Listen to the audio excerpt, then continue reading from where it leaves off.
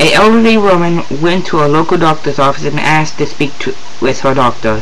When the receptionist asked why she was there, she replied, "I'd like to have some birth control pills." Taken back, the doctor thought for a minute and then said, "Excuse me, Mrs. Glenwood, but you're 80 years old. What would you possibly need with birth control pills?" The woman replied, "To help me sleep better." The doctor considered this for a second and continued, "How in the world do birth control pills help you sleep?" The woman said, "I put them in my granddaughter's orange juice and I sleep better at night." "Mister, why doesn't this cow have any horns?" asked the young lady from a nearby city.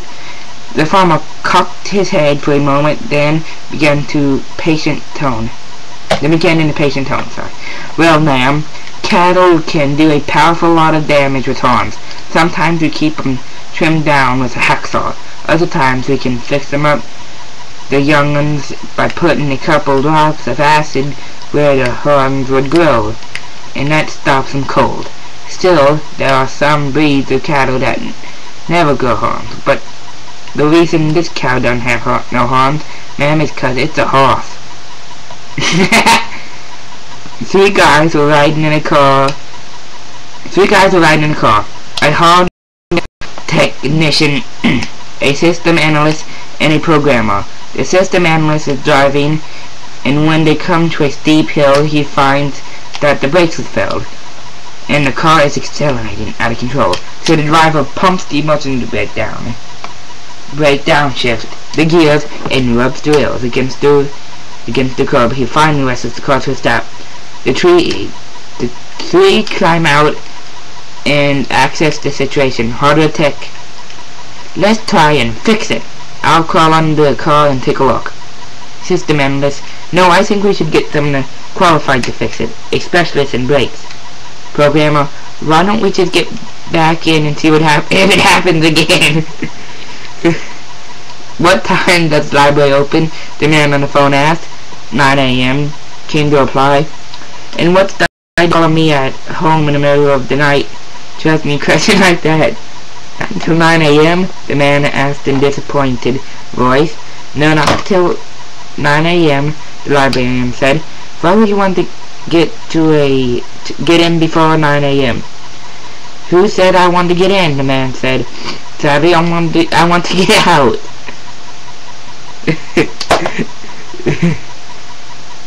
One day, no thank you. An old farmer had owned a large farm for several years. He had a large pond in the back 40. Had it fixed up nice. Picnic tables, horseshoe courts, baseball courts, etc. Extra. The pond was fixed for swimming when it was built. One evening, the old farmer decided to go down to the pond, as he hadn't been there for a while, and looked it over. As he neared the pond, he heard voices shouting and laughing with glee. As he came closer, he saw it was a bunch of young women skinny dipping in his pond. He made the women aware of his presence, and they all went into the deep end of the pond. One woman shouted at him, "We're not coming out until you leave." The old man replied, "I don't come here to watch you ladies swim or make you get out of the pond. I only came here to feed my alligators." The old age and treachery would triumph over youth and skill every time. A teacher gave her 5th grade class an assignment. Get the parents to tell them a story with moral at the end of it. The next day the kids came back and one by one began to tell their stories. Casey said, "My father's a farmer, and we have a lot of eggs-laying hens. One time we were taking our eggs to the market in a basket on the front seat of the pickup when we hit a bump in the road, and all the eggs went flying and broke and made a mess." "And what's the moral of the story?" asked the teacher. "Don't put your eggs in a basket." "Very good," said the teacher. Next, little Lucy raised a hand and said, "Our families are farmers too, but we raised chickens for the meat market.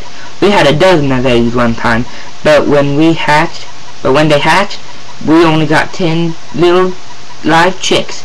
And the moral of the story is, don't count your chickens until they hatch. That was a fine story, Lucy.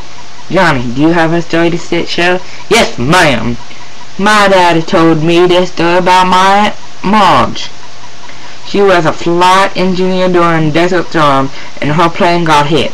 She had to bail out over enemy territory, and all she had was a bottle of whiskey, a machine gun, and a marset, or whatever. So she drank the whiskey on the way down so it wouldn't break.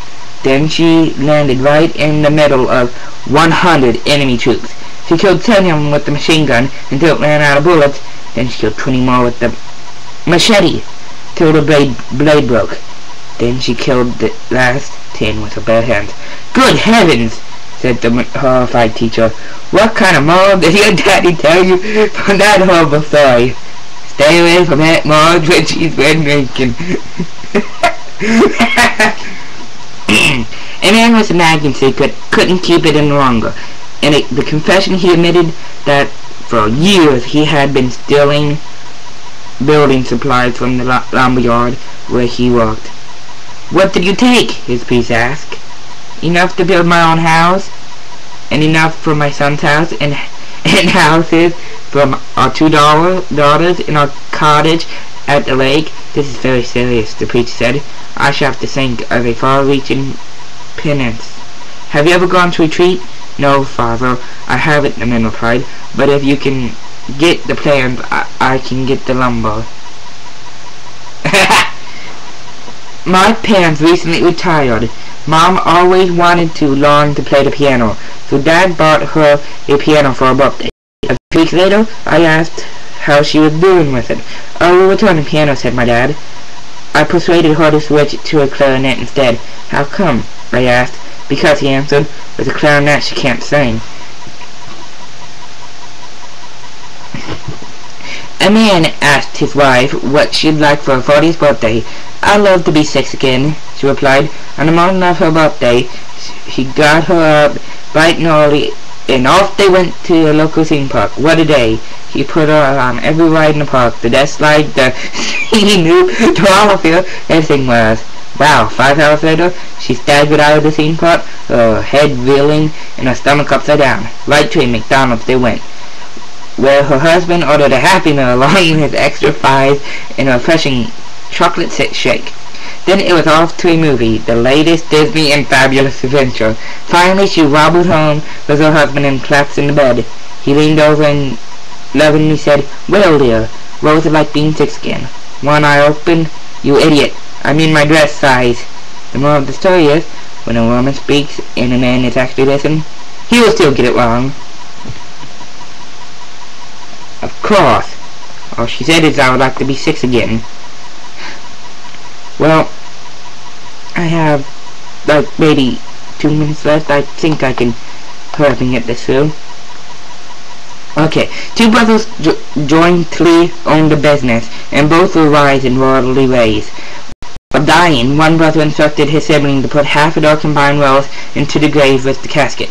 The brother reluctantly agreed. In time, his brother died. At the graveside ceremony, the living brother wrote a check for half their assets and placed it in the casket. For years, Dr. Benson had left his office and gone to Teddy Bear's, where Teddy would fix him a whatever. Okay, that's all. Thank you for watching, and have a wonderful day. And I did get these jokes off the internet, because I got bored and I wanted to tell jokes that I found. But I could tell you one more, if I can hurry up and say it. Get up there. It doesn't matter how much you paid for the car, they all look the same after the wreck. How many car salesmen does it take to change the light bulb? I'm going to work this out on my calculator, and I think you'll be pleasantly surprised. Now thank you for watching, and have a wonderful day.